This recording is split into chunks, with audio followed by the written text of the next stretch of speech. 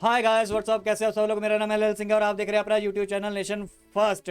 तो भाई लोगों, आज जो मैं वीडियो लेके आया हूँ वो पोर्कियों की अच्छी बजाने वाली वीडियो है। टू ब्रो भाई की वीडियो है। तो उन्होंने इसका टाइटल दिया हुआ है, हाँ भाई पोर्कियो जीत गए एशिया कप।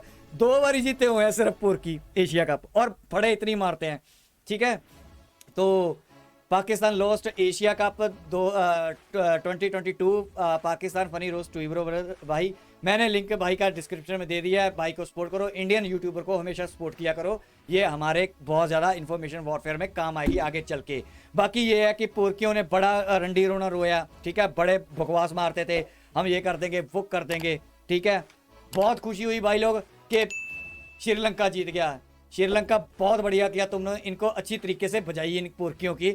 और ये रोते देख लो कितने हैं, इतना रोते हैं ना भाई, मजा आ गया देख के। मैंने बहुत सारी वीडियो देखी, पोर्कियों की जान निकली पड़ी थी, मजा आ गया। बस आप सोच लो, ऐसा लगा कि साला बस ये श्रीलंका जीत गया ना। मैं चाहता हूं कि अगर अफगानिस्तान भी होता ना, वो भी जीतता, तब भी हमें इतनी खुशी होती। ये साले मरे हमेशा। पहले हम वीडियो देखते हैं, वीडियो के एंड में तबसरा करेंगे। बड़ा मजा आने वाला है और बड़ी बातें ट्यूबर भाई करने वाले हैं। So let's start the video.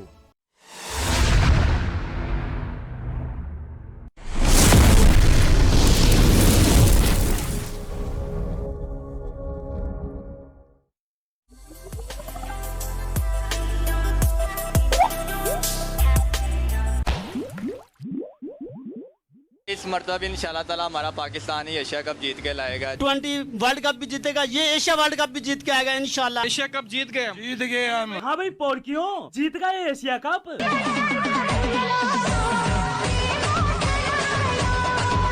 मतलब बंदे रो रो कर 1-2 मैच क्या जीत गए। पोर्की 7वें आसमान पर चढ़े हुए थे, अपने आप को ऐसा समझ रहे थे जैसे यही क्रिकेट के बेताज बादशाह हो। दूसरे देशों के खिलाड़ी ही नहीं, बंदे अपनी टीम की तारीफ में फटे जा रहे थे। और जैसे ही पोर्की एशिया कप हारे, हारता बंदा कुछ करके हारो, वो खेला तो सही, बिस्तर पे लेटे रहते, होल्डर में रहते, गर्मी में हम मरे सड़े। मैं दिल टूटा है, मैं कायम क्रिकेट लवर। रो झोपड़ी वालों और रो, तुमने बकचोदी ही बहुत फैला रखी थी। और भाई अब तो ये पोर्की हार के सदमे में इस कदर बौखला चुके हैं कि बंदों ने पाकिस्तान की हार का जिम्मेदार भी इंडिया को ठहरा डाला। हमें मैं बाबा को किसकी नजर लगी? इंडिया, आपकी नजर लगी। आप लोग रोना बंद कीजिए, मेरे तक आवाज आ रही है। भाई पोर्कियों ने एशिया कप शुरू होने के 2 महीने पहले से ही बड़ा हल्ला काट रखा था कि एशिया कप लेंगे, एशिया कप लेंगे। मुंह में ले लो अब झोपड़ी वालों। और वैसे भी ये पोर्की कोई ट्रॉफी जीतने के लिए खेलते ही कब हैं? ये तो सिर्फ इंडिया से मैच जीतने के लिए खेलते हैं, वही इनकी ट्रॉफी होती है, वही इनका फाइनल। और अगर इस बीच पोर्की इंडिया से कोई मैच हार जाए तो बदला पूरा हो गया, शाहीनों ने हिसाब बराबर कर दिया। बाबर आजम 11 ने पिछली शिकस्त का बदला चुका दिया। बदला बदला बदला बदला बदला। भाई यही है इन पोर्कियों की असली कहानी। बंदे इंडिया से मैच क्या हारे, पोर्की बदले की भावना में इस कदर जलने लगे मानो इंडिया से जंग हार गए हों। जिस भी पोर्की को देखो, जबरदस्त मैच था और पाकिस्तान ने बदला ले लिया पिछले मैच का। अब भाई जंग तो ये पोर्की जीतने से रहे, तो अपना दिल बहला लेते हैं एक मैच जीतकर। और इंडिया से मैच जीतने की खुशी मानो बंदों ने मैच जीतकर मुल्क की इकोनॉमी उठा दी हो। आम लोगों से लेकर पाकिस्तानी फौज तक इंडिया से मैच जीतने के जश्न में इस कदर डूबे हुए थे मानो इंडिया से इन्होंने मैच नहीं जंग जीत ली हो। पाकिस्तान ने भारत का उधार चुका दिया, दुबई का बदला दुबई में ले लिया। अबे भिखारियों, बिना भीख मांगे एक दिन मुल्क चलाने की औकात नहीं। नया पीएम बनने की देरी नहीं होती कि कटोरा लेकर दूसरे देश भीख मांगने पहुंच जाते हो। पूरा मुल्क पहले ही गिरवी रखा हुआ है और तुम उधार चुकाओगे। खाने को चने नहीं, पिछवाड़ा मांगे जायफल, तनख्वाह 550, कंधे टांगे राइफल। साला एक बार दूसरे देशों का हजम करने के बाद कभी किसी देश का 1 रुपया वापस नहीं किया होगा और उधार चुकाने वाले बन रहे हो। मारो का खोपड़ी तोड़ साले का मार। भाई इन पोर्कियों की तो मुझे बकचोदी ही समझ नहीं आती। ना इन्हें हार बर्दाश्त होती, ना ही जीत गए तो लंबी लंबी फेंकने लगते हैं, और हार गए तो अपनी हार नहीं मानते, बल्कि हारने के बावजूद भी इनका कहना होता है क्योंकि हम मैच हारे ही नहीं है ना, ये कोई हार थोड़ी बोलते। आखिरी गेंदों तक हम लड़े। हमारा एक बहुत बड़ा बॉलर शाहीन शाह भी नहीं था और दूसरे भी जो बॉलर थे इंजर्ड थे। उस हिसाब से अगर मैं देखा जाऊँ तो यार ये पाकिस्तान की एक जीत है। भाई यही वजह रही कि इंडिया ने इस मैच में वैसा प्रदर्शन नहीं किया जैसा करना चाहिए था,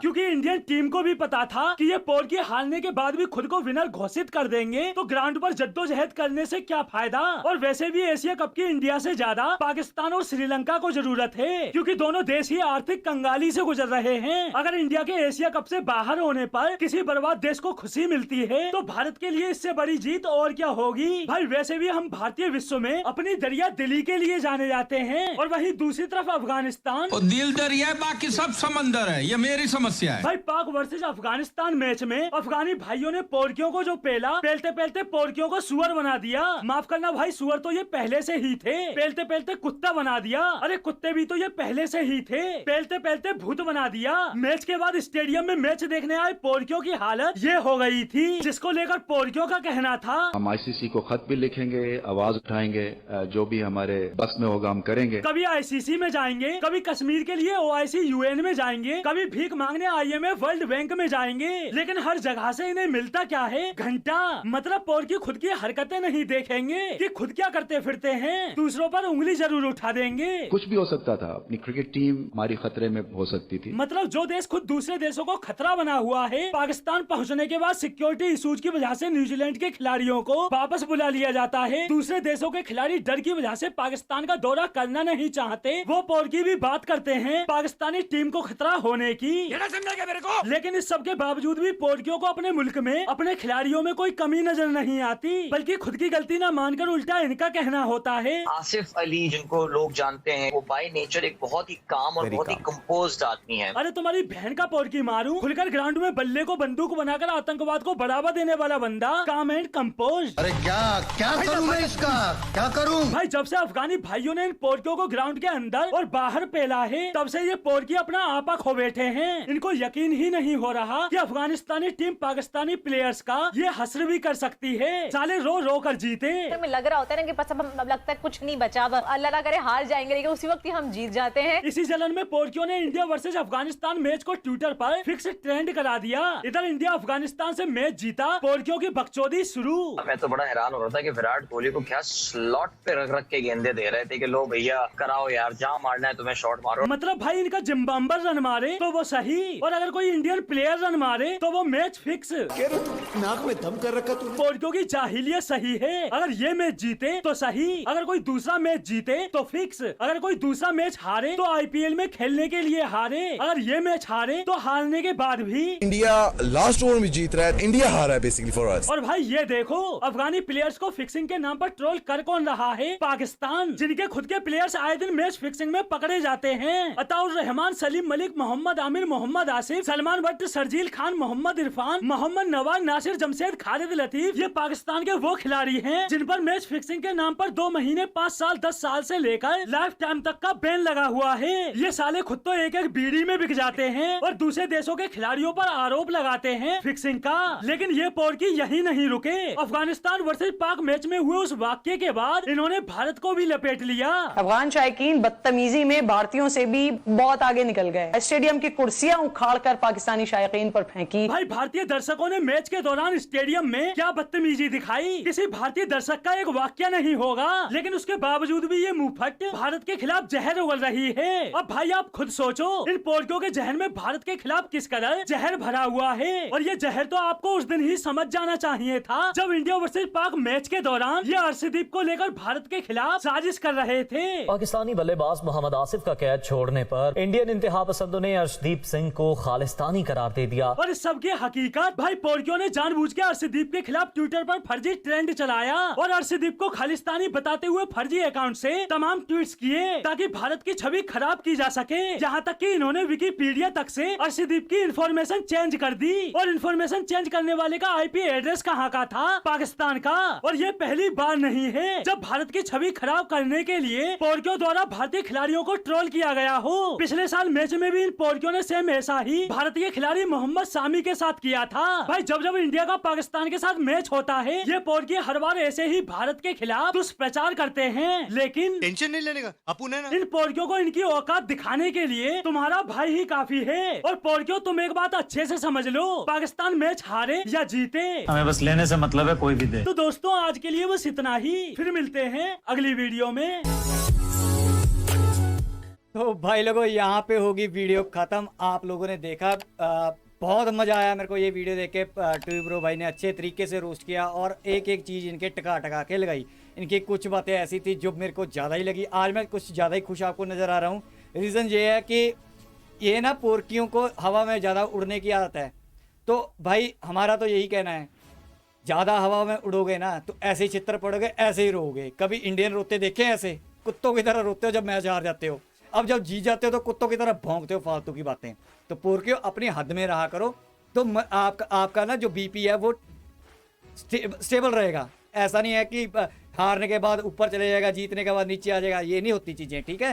तो ट्यूब ब्रो भाई ने एंड में सही बात बोली है कि तुम लोग पोर्कियो हारो चाहे जीतो, हम तो मजे लेंगे। अपन को क्या है, पानी निचोड़ना है। तो हमने तो निचोड़ लिया पानी तुम लोगों का, ठीक है। तो बाकी रही अर्शदीप की बात, तो मैं यही इन्फॉर्मेशन वॉरफेयर है। इसी बात को मैं आप लोगों को समझाना चाहता हूं हमेशा कि ये इन्फॉर्मेशन वॉरफेयर चल रही है। इसमें पोर्की, अमन की आशा वालों को समझना चाहिए कि पोर्की ये गंद डालते रहेंगे। आप इनको एड दे दो, आप इनको पैसे दे दो, आप इनको जो मर्जी कह लो, ये अच्छे हैं, ये आम लोग हैं, ये जो भी है, ये सरकार है, जो मर्जी मान लो। इन्होंने गंद डालना है तो डालना ही है। इनके बोन मैरो में डला हुआ है कि हिंदुस्तान हमारा दुश्मन है। आप लोग नहीं समझ पा रहे। बस इतनी सी छोटी सी बात आपके भेजे में नहीं बढ़ती, जो अमर के आशा वाले हैं कि इनके बोन मैरो में ये बैठ चुका है कि इंडिया जो हमारा दुश्मन है, यही इनके बोन मैरो में लगा हुआ है।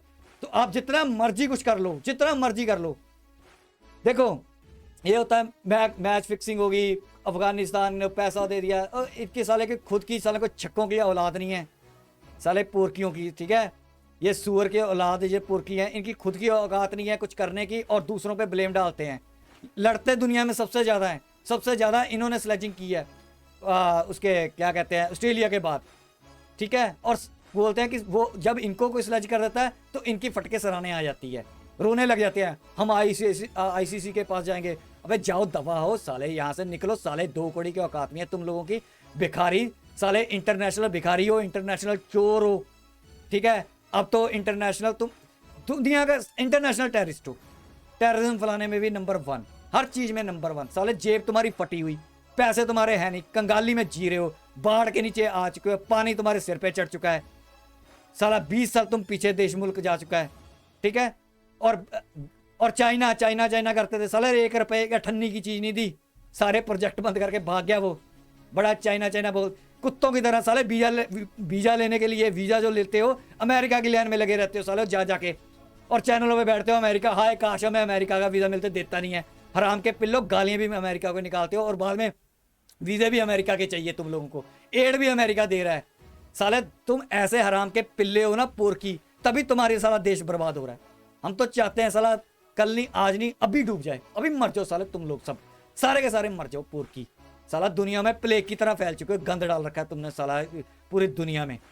और हिंदुस्तान भाइयों को मेरी एक रिक्वेस्ट है, ये पोर्की कभी सगे नहीं होंगे, कभी भी। देखते जाओ, आपको वीडियो तो मिलती रहेंगी, आजकल तो सोशल मीडिया का दौर है और हम इस पे बोलते रहेंगे, ट्यूब ब्रो भाई भी ठोकते रहेंगे, मैं भी सालों को, हराम के पिल्लों को, पोर्कियों को ठोकता रहूंगा। यही हमारा मोटिव है, आप लोगों को, आपकी आत्मा को हला के झंझोड़ेंगे कि अमर के आशा वाले जाग जाओ, ना मरवाओ हमारे इनोसेंट लोगों को इन पोर्कियों के हाथों में, ना दो इनको कुछ भी, इनको ताजा, इनको दवाइयाँ में ना दो।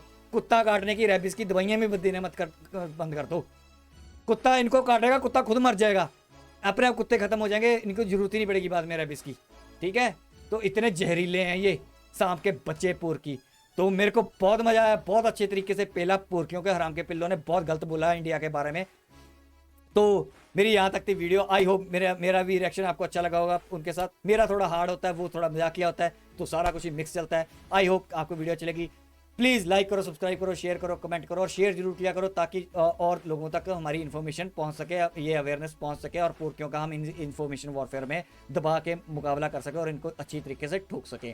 बाकी मैंने टेलीग्राम का लिंक नीचे दिया हुआ है, आप उस टेलीग्राम के साथ मेरे साथ लिंक करके जुड़ सकते हो। मैं आपको ग्रुप में लेके जाऊँगा, जो आपको मैं प्रीवियस वीडियो दिखाता हूँ, वहाँ पर हमारा काफ़ी काम चलता रहता है, आपस में बातें होती रहती हैं, हम आपस में पोर्कियों के देखते रहते हैं क्या करना है क्या नहीं करना। तो यहाँ तक की वीडियो, मिलेंगे नेक्स्ट वीडियो में, तब तक के लिए जय हिंद।